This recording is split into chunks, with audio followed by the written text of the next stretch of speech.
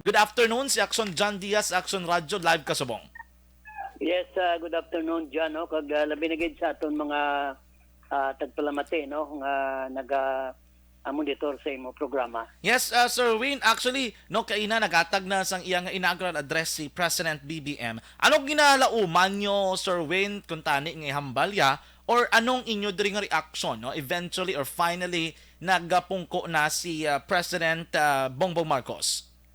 Well, with all due respect no to the elected President Ferdinand Marcos Jr., Mm. ang labor sector ya kadako gid sang expectation no nga dapat himuon particularly no in the midst of the economic crisis that we are facing now no. Mm. But why ko gid man pamatian sang pagkabilugan pero ako I can glean no from the speech of President Bongbong Marcos mayo ang iyang speech writer no mayo magplastar no. Mm. Secondly, as in the case of most inaugural address, ti kalabanan sinada motherhood statement no kag mga rhetorics no.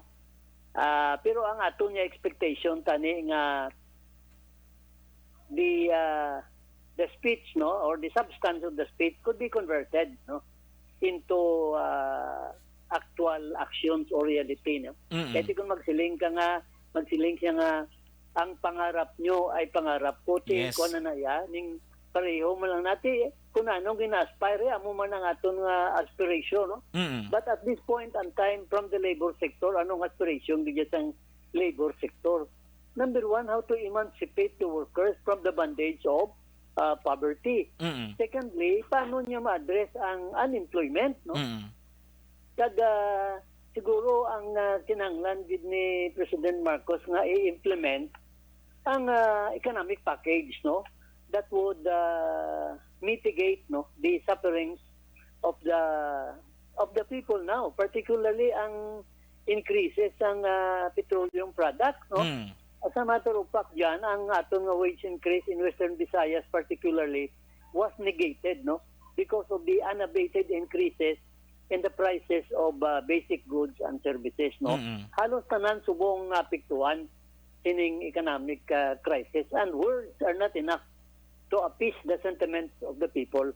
So we are hoping yang ang ginambalya nga mga para sa kayuhan will be done no. It's not only putting theory but theory into practice. I appreciated ang iya mga ang iya mga vision or mission whatever, but that remains to be seen no. We are not underestimating no the president of the Philippines, but in the past no as what we have experienced kalabanan nga presidente hindi man gid makatuman sang tanan niya nga ginhambal mo as a matter of fact kalabanan sila failure no like in the case of President Duterte. Si ano nga legacy ang ginbilin niya sa aton no. Ini sa totoo no hindi man sila nga nag-criticize kita. Wala man gid sa sang legacy nga something that we can be proud of no. So we expect that in the case of President Marcos bilin na niya man ta later on sang legacy na makasiling kita nga that was the president no that we had elected no and ginhimo ya ang tanan na ginhambalya kay man hapos man lang magambal mo mag-deliver ikaw sa isa ka inaugural speech o kung inaugural address no will be appreciated by most people no but ang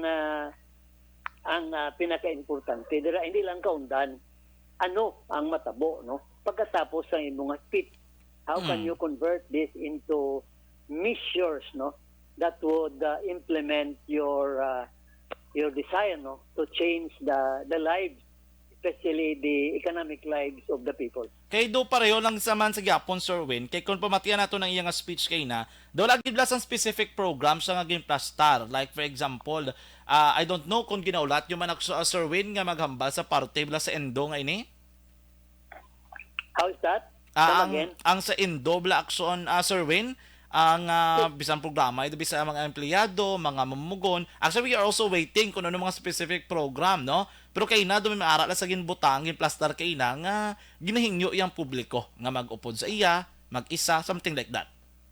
Ti kung mag-upod ya ang tao para sa kayuhan, mag-upod na. Pero ti kung paano mo implementar ang ginahambal abi nga kayuhan. Like for example, Indo. Ti ginbito man ni President Duterte ang Indo allowed man gyapon. Karon during his time I think ang dapat kay himuon nga i-fulfill atong broken promises ni former President Duterte, no? Na tapuso na ang Indo, no? Kay man kabudlay mo kung maghambal ka bala nga tapuson tapos araman sa gyapon ti wala na end ang kuani ang Indo, no? But most of all I think ang amon gidya expectation, no, sa kay President Marcos is number one, the simple demands of the workers is food on the table, shirts on the back, and a roof over their head. No? Nang pinaka-importante nga basic needs that must be fulfilled, no? Kasi ang centuries burden had been carried by the poor and the oppressed workers. Pila na ka-presidente ang nagambal nga pro-workers sila. Pila na ka-presidente ang nagambal that they will emancipate the plight of the workers. But unfortunately, no president had done something significant to improve the lives of the working class. Pero Sir Win, nagambal man sa galing nga food is not just a trade commodity. It is an existential imperative. Iti, mayo mo na, no? Pero, tani, ang panungdungon pagid, yan, basta malipat ko. Ang atong 13 million na foreign debt, more or less. 13 trillion. No? 13 trillion rather. Almost 13 trillion. Oo. Ti paano na, no? Pasagaan man sa central bank ang interest rate, no? Because hindi naton maanoy na nga mga kautangan, no? I mean, is kinanglan bala it's not only rhetoric, but there should be concrete measures. But it will take a while, no? We have to admit, hindi man sila nga pagpungko niya dayon, maanoy ni dayon ng problema. It will take time, no?